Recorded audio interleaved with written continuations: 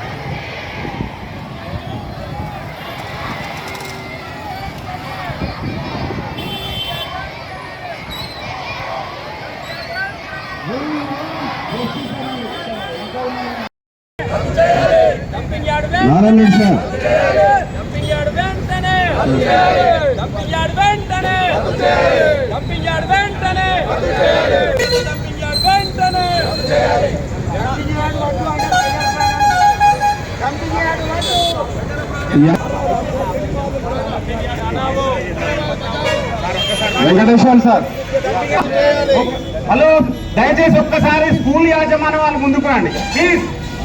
ఇతరులు కొంచెం వెనక్కి వెళ్ళండి. మొత్తం మంది ఇంకెంతమంది ఉన్నారు అక్కడ? వెంకటేశ్వర సార్ ఇంకా వెనకలే ఉన్నారు.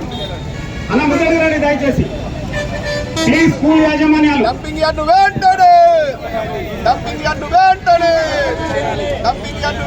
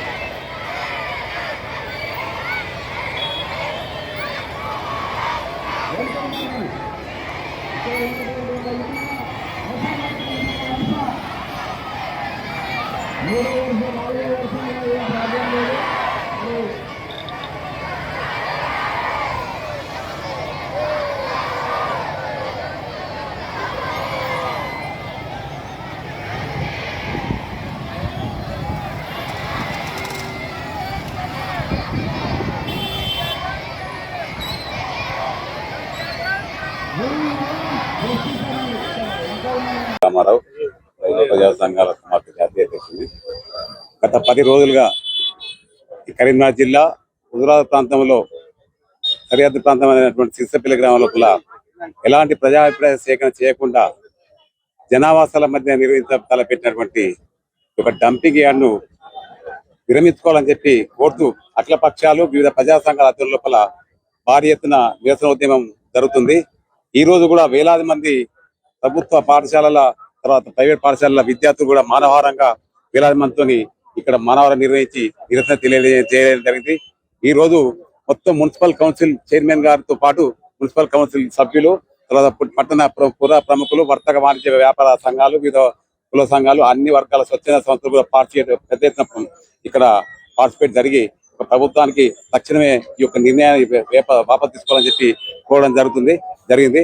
అలాగే మేము కూడా ప్రభుత్వానికి అప్పీల్ చేస్తున్నాం. ఇప్పటికైనా కూడా ప్రజాభిష్టానికి వ్యతిరేకంగా పెట్టినటువంటి ఈ డంపింగ్ యార్డ్ను ప్రజల అభిప్రాయాన్ని గౌరవించి తక్షణమే విరమించుకొని ప్రజల యొక్క మన్ననలు పొందాలని చెప్పి ఈ ప్రభుత్వానికి కూడా మేము ప్రత్యేకంగా విజ్ఞప్తి చేస్తున్నాం. ఎందుకంటే ఇది జనావాసాల మధ్య నిర్మిస్తే చుట్టుపక్కల ఒక 40 కిలోమీటర్ల రేడియస్ తోని ఉమ్మడి జిల్లా ప్రాంతానికి కూడా నష్టం తప్పితే మేము డంపింగ్ యార్డ్ వ్యతిరేకం కాదు, కానీ జనావాసాలకు దూరంగా ఈ యొక్క డంపింగ్ యార్డ్ను ఇక్కడికి వెళ్ళి జనావాసాల మధ్య తలపెట్టినటువంటి డంపింగ్ యార్డ్ను తరలించాలని చెప్పి మేము ప్రభుత్వానికి విజ్ఞప్తి చేస్తూ ప్రజల యొక్క ఈ యొక్క ఆందోళనను మన్నించాలని చెప్పి పాలకులకు మరొకసారి విజ్ఞప్తి చేస్తూ ఇది ఎవరి కొరకు అందరికీ సమిష్టి బాధ్యతగా అందరూ మేము ఈ యొక్క ఉద్యమాన్ని చేపడుతున్నాం. మేము ఎవరికి వ్యతిరేకం కాదు, కేవలం ఏంటంటే ప్రజల అభిష్టం మేరకు జనావాసాల మధ్య నుంచి ఈ యొక్క డంపింగ్ యార్డ్ను విరమించుకోవాలని చెప్పి మేము ప్రత్యేకంగా విజ్ఞప్తి చేస్తున్నాం. ఈ 10వ రోజు డంపింగ్ యార్డ్ వ్యతిరేక నిరసన దీక్షకు అధ్యక్షత వహించిన పెద్దలందరికీ మరియు ఇక్కడ ఉన్న కౌన్సిలర్లందరికీ, ముఖ్యంగా ప్రజలందరికీ కూడా నా యొక్క హృదయపూర్వక ధన్యవాదాలు తెలియజేస్తున్నాను. ప్రజల ఆరోగ్యం దృష్ట్యా మరియు పర్యావరణ భద్రతలో ఎలాంటి రాజీ ఉండకూడదు అనేది నా స్పష్టమైన అభిప్రాయము. డంపింగ్ యార్డ్ అంశంలో ప్రజలకు ఏదైతే ఆందోళన ఉందో అది నివృత్తి చేయవలసిన బాధ్యత ప్రతి ఒక్కరి మీద మరి ప్రభుత్వం మీద ఉన్నదని నేను తెలియజేస్తున్నాను.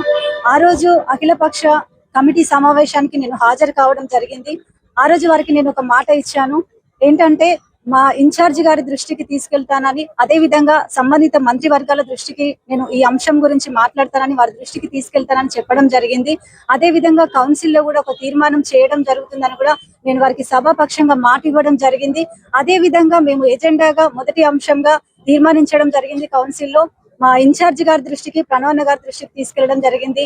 సంబంధిత మంత్రివర్గం దృష్టికి కూడా మేము తీసుకెళ్లడం జరిగింది. నిన్న కూడా ఇదే అంశం గురించి నేను డంపింగ్ యార్డ్ సందర్శించాను. సమస్యను దగ్గరుండి చూసినప్పుడే దాని తీవ్రత అనేది మనకు అర్థమవుతుంది కాబట్టి నేను అక్కడికి వెళ్ళి సందర్శించడం జరిగింది. నిన్న కూడా మేము ఒక నిర్ణయం తీసుకోవడం జరిగింది. అతి త్వరలోనే దీని సంబంధిత మంత్రివర్గంను కలిసి ముఖ్యమంత్రి గారి దగ్గరికి వెళ్ళాలని మేము నిర్ణయించుకోవడం జరిగింది. ప్రజల భవిష్యత్తు మాకు ముఖ్యం, ప్రజల ఆరోగ్యం మాకు ముఖ్యం, పర్యావరణ భద్రత మా మొదటి ప్రాధాన్యత అని నేను తెలియజేస్తున్నాను. ప్రజలకు హాని కలిగించే ఏ ఒక్క పనిని కూడా నేను సమర్థించను. ఈ అంశాన్ని సంబంధిత మంత్రివర్గం దృష్టికి తీసుకెళ్లడంలో నా అడుగు ముందుంటదని మరి ఒకసారి మీడియా మిత్రులందరికీ కూడా నేను తెలియజేస్తున్నాను. ఇది మన ఒక్కరి బాధ్యత కాదు, ప్రజలందరూ సహకరిస్తేనే ఈ అంశాన్ని మనము ప్రభుత్వం దృష్టికి తీసుకెళ్తాము. మన పోరాటం అనేది బాధ్యతాయుతంగా చట్టబద్ధంగా ఉన్నప్పుడు ప్రతి ప్రభుత్వము సానుకూలంగా స్పందిస్తుందనే నమ్మకం నాకు ఉన్నది. ఇందుకు మీడియా మిత్రుల సహకారం అవసరం, ప్రజలందరి సహకారం అవసరం, అధికారుల సహకారం అవసరం, మంత్రుల సహకారం అవసరం అని నేను మరి ఒకసారి తెలియజేస్తూ ముగిస్తున్నాను.